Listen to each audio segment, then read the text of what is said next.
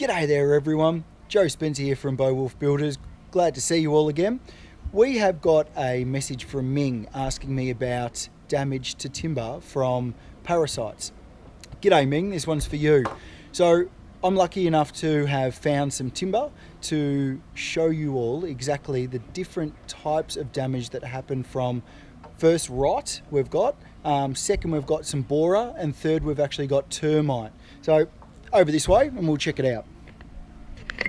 Here we've got the rot.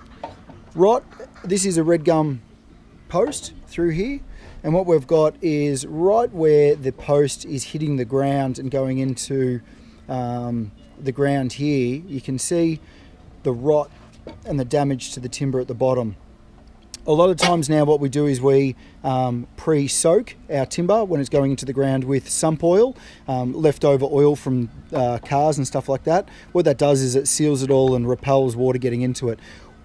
Timber will only rot like this when it goes from wet to dry, from wet to dry, from wet to dry. So if you have a big log and it's sitting inside the water for a long period of time, then the trees themselves will be preserved, the timber in it will be preserved, and you can use those trees 200 years later. There's plenty of studies shown, and there's plenty of really nice timber found in the bottom of rivers or lakes where they used to transport timber up and down rivers. Over here, we've got a borer-ridden piece of bearer. This is OB, ordinary builder timber, which is Vic ash or a mountain ash. Here you can see the borer have eaten through, and you can see all of these little tiny holes all the way through here. Now these little tiny holes are where they come in and out, and they make all of these little tracks. You can see that we've blown this out.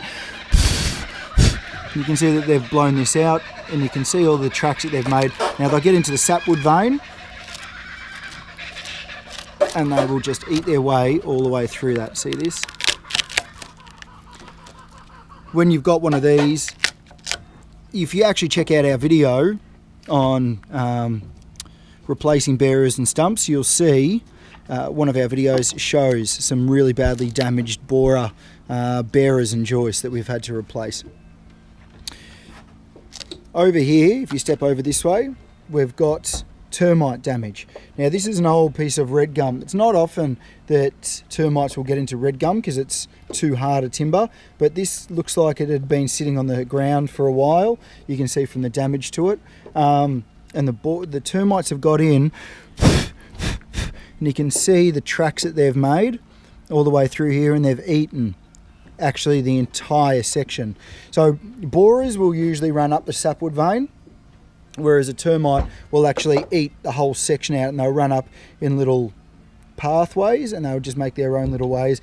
Rot here, you can see it just follows the actual grain of the timber, and the grain of the timber, this will just peel off where the damage has gotten into the grain of the timber. If we have a look at the side cut here, you can see that the borer runs the exact way up the sapwood vein. So you can see these sapwood veins that run around this timber. So the borer run all the way up this sapwood vein when this is quite wet, and they just eat it, demolish it. So this is quite an old piece of timber, and the borers will survive in that for as long as they can eat through all that sapwood vein. Here you can see the termite damage. Now the termite damage, if we look at the crosscut, you can see that it's just completely and utterly demolished. It's a very thin wall they've left. And all of their tracks all the way through, they just demolish everything, completely devastating the piece of timber. Here we've got timber or red gum that's been, the damage is caused by water, and this is due to being a post hole. You can see here that the core of the timber itself is still very hard, but the outside of it is completely worn away. There are many ways now that we go about treating our timber so we don't get rot or we don't get termites and borers. You have to be careful about the chemical content that's put into these, but it helps with the ability for the timber to last for long periods of time, either in the ground or under houses. I hope that answers all of your questions, Ming. If anybody else has got any questions or queries, please feel free to send them through on our email, or we've got a Facebook page now as well. So stay tuned and stay awesome.